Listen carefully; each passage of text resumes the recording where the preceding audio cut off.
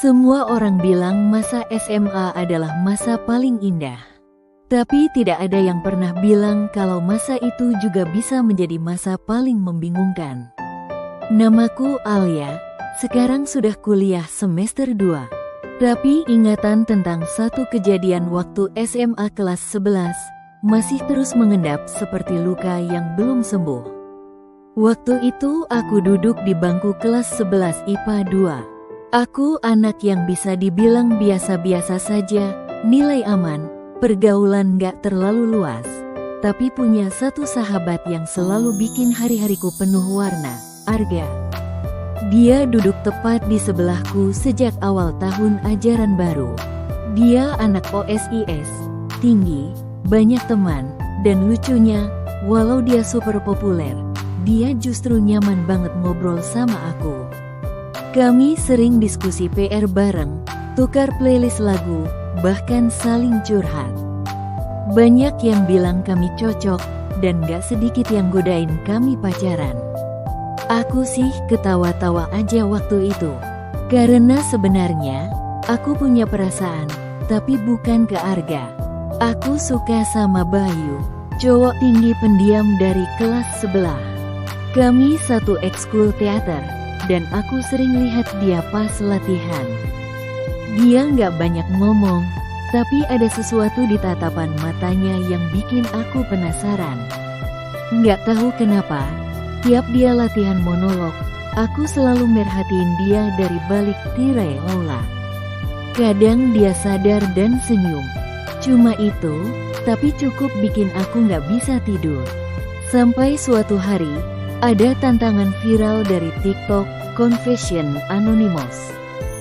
Seseorang bikin Google Form, semua siswa bisa kirim pengakuan rahasia dan akan dibacain lewat story IG sekolah. Awalnya lucu-lucuan, tapi ketika satu pengakuan muncul dan berbunyi, "Aku suka cowok kelas sebelah yang jago teater." Aku selalu nonton dia dari balik tirai aula, semuanya berubah. Langsung ramai. Teman-teman mulai nebak-nebak. Parahnya, mereka nyambungin clue itu ke aku. Entah siapa yang pertama bilang, tapi dalam sehari penuh semua orang kayak tahu, Alia suka Bayu. Masalahnya, Bayu itu sahabatnya Arga. Dan Arga, ternyata suka sama aku.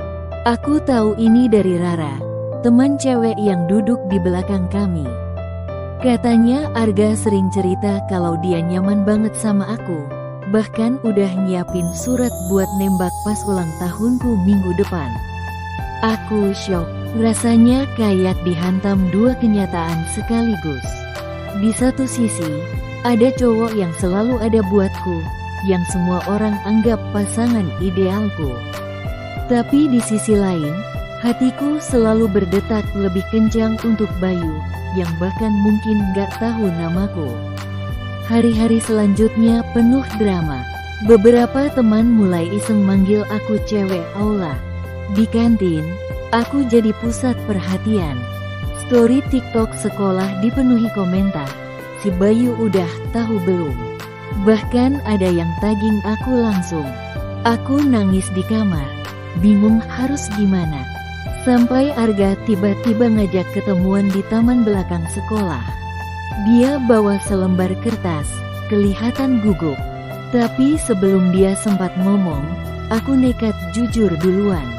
Gue tahu lo suka gue, Ga. Tapi gue minta maaf.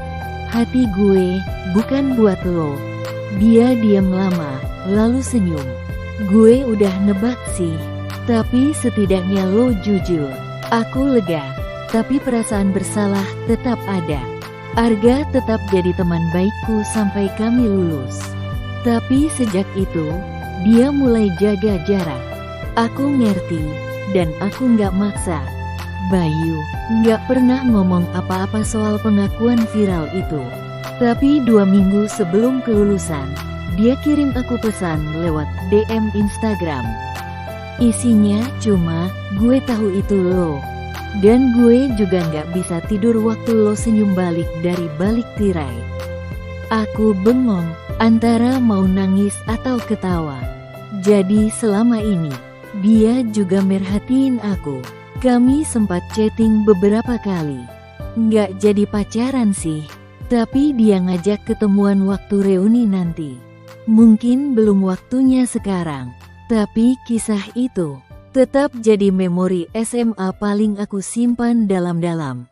Moral dari semua ini, jangan pernah anggap perasaanmu kecil, karena bisa jadi orang yang kamu perhatiin juga diam-diam merhatiin kamu. Dan yang viral itu kadang bukan cuma lucu-lucuan, tapi bisa ngebuka jalan buat cerita yang gak pernah kamu sangka akan terjadi.